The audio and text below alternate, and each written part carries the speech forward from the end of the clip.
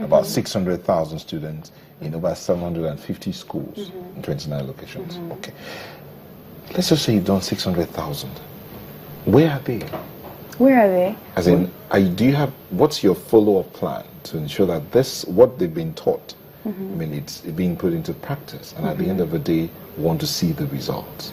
Perfect question. So for instance, we like to run our children through, or the members of Junior Achievement Nigeria programs, or students who are in our programs rather. So let's say we start from primary school, and then you go to primary 1, primary 2, primary 3, primary 4, and so on and so forth. We have programs that, will span from, I believe, primary 4 to primary 5, for instance, or primary 6. And then you go on to secondary school, and then, you have junior achievements in your secondary school. You're also going to go through our programs. And then you graduate, and you go through university, and we have a program there. And then you graduate from there, and then you go to the venture and management program. That's how we follow up. And then once they graduate from there, we have alumni organizations for both students who have graduated and both students who are in Junior Achievement Nigeria programs. So that's how we keep up with them. We also like for them to give back to the other students as well, so they come and volunteer with us.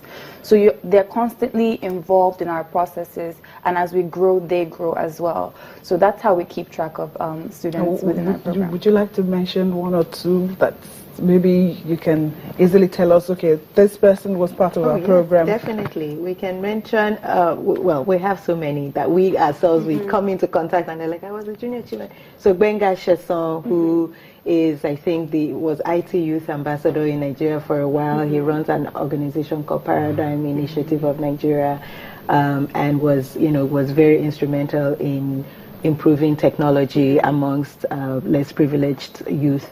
Was our student. He participated in our program. We sent him to the US for a technology program. He came back. He served as a youth corper within JAN, and basically he started out with putting together our networks then, and then just his interest in technology bloomed from there. When Microsoft gave us a grant, we just told him, you are in charge of this grant. He developed what was then the Lagos Digital Village, which now mushrooms into the NGO that he's running now. The founder of Conga, Sim Shagaya, was an intern in our office when he was in school, and from there has always supported us. He was is one of our I Am Jan ambassadors. We have, I think, the Co-Creation Hub, CC Hub. One of the founders, Tunji Elesho, is a VIMP alum, our venture management program. I could go on. We've had situations where they come to us, or we had a board member from Stanbic. She said she wanted to come and speak with the girls. She's head of HR at Stanbic, and that she's going to bring her stars from Stanbic to come and mentor the girls.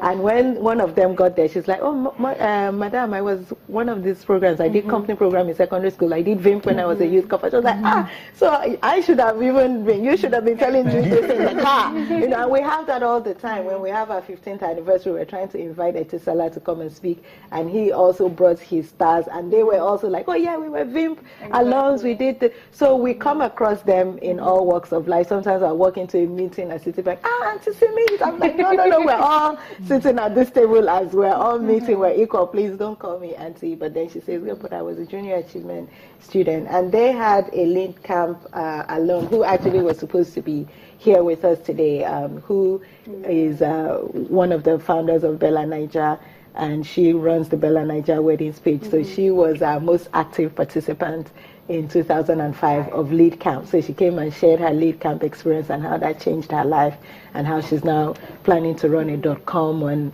Ashwebi and all these things. So very, very creative people doing different things to solve problems in Nigeria through technology, through IT, new ideas, and we're proud of all of them. And most times it comes full circle for us. We actually have people who have gone through our programs and that want to come back and actually work for us. We also have people who want to give back. We also have we had one of our media mentors who went to Loyola, and he also was in the company program, and he works with the Union newspaper. He was a media mentor for the girls as well. So we have a ton of stories like that.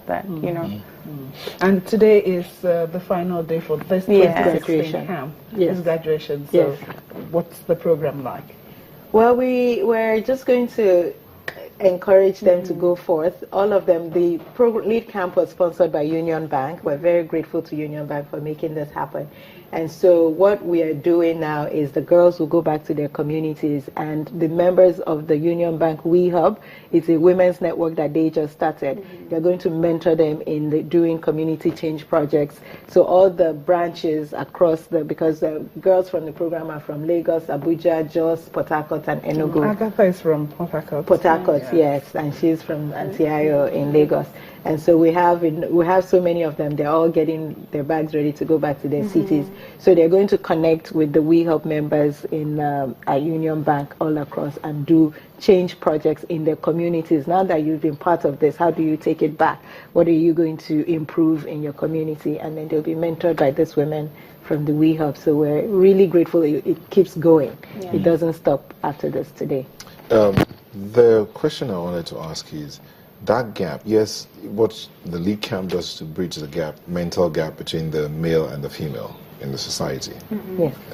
But the gap in leadership, we have those in the public service, and then it looks as if leadership is more evident in the private sector. What about the public service? So how can we bridge that gap in leadership out there in society? Well, one of the things we told them is that you shouldn't see government as, this group of people up there, doing different things. You really need to see your role in selecting people. So government is not just the president, it's your government chairman. How is he or chairwoman? How are they elected? Your representatives who go into Senate, how are they elected? So really be participating from now into selecting those people. We'll take a quick moment and come